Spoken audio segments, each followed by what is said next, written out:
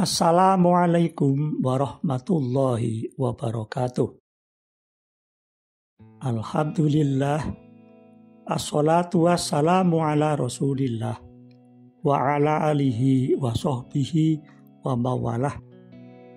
Amma ba'd. Kaum muslimin yang dirahmati Allah, kita tahu bahwa Rasulullah itu sangat dicintai oleh para sahabatnya. Beliau pernah didatangi seorang lelaki miskin dengan membawa semangkuk anggur.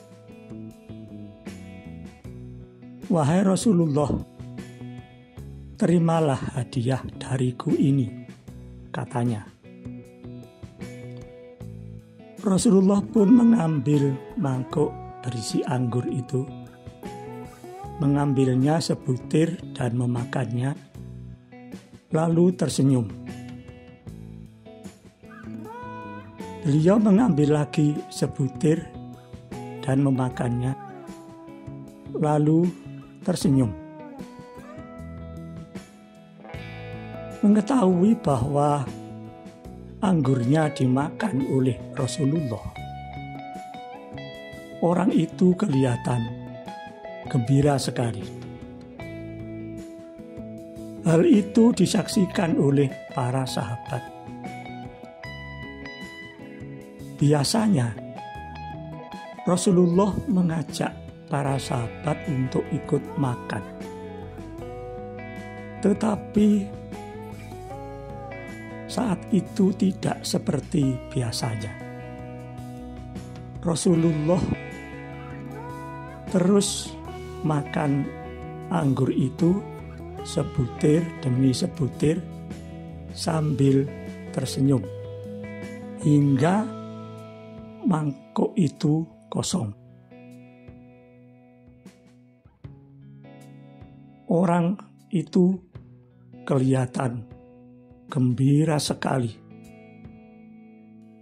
Kemudian pamit kepada Rasulullah. Setelah lelaki itu berlalu, salah seorang sahabat bertanya, "Wahai Rasulullah, mengapa engkau tadi tidak mengajak kami ikut makan?"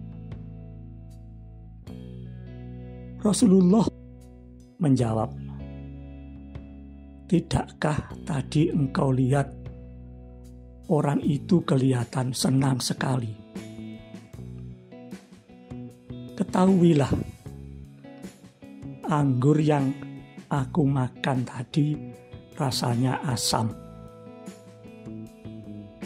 Kalau aku mengajak kalian ikut makan, aku khawatir terjadi reaksi pada kalian yang menyebabkan lelaki itu berkurang kegembiraannya."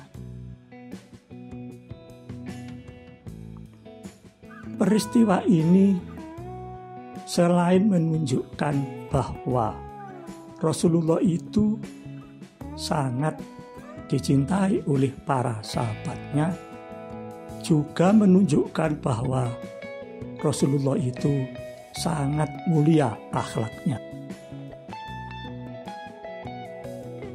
Tidak hanya manusia yang mencintai Rasulullah, benda-benda tidak bernyawa pun mencintai beliau. Suatu ketika, seorang wanita datang kepada Rasulullah. "Wahai Rasulullah, saya mempunyai anak seorang tukang kayu. Bagaimana seandainya dia membuat mimbar untuk engkau?" Rasulullah pun menyetujuinya. Pada suatu Jumat, karena sudah ada mimbar, maka tonggak sebatang kurma yang biasanya digunakan berdiri oleh Rasulullah ketika berkhutbah tidak digunakan lagi. Ketika khutbah berlangsung, tiba-tiba terdengar suara seperti suara tangisan. Rasulullah turun dari mimbar menghentikan khutbahnya.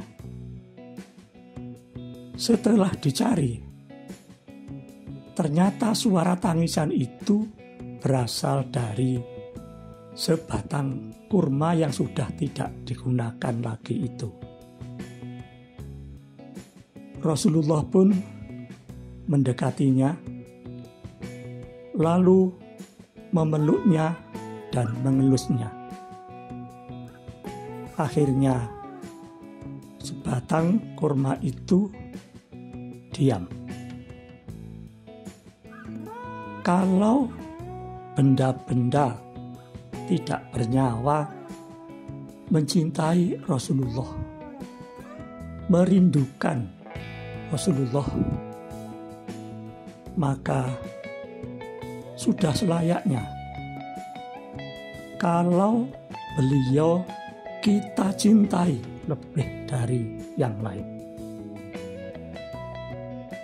Hal itu bisa kita buktikan misalnya dengan meneladani akhlaknya, memperbanyak sholawat kepadanya, dan membangunkan keluarga di penghujung malam untuk menghidupkan sunnahnya. Semoga bermanfaat. Assalamualaikum warahmatullahi wabarakatuh.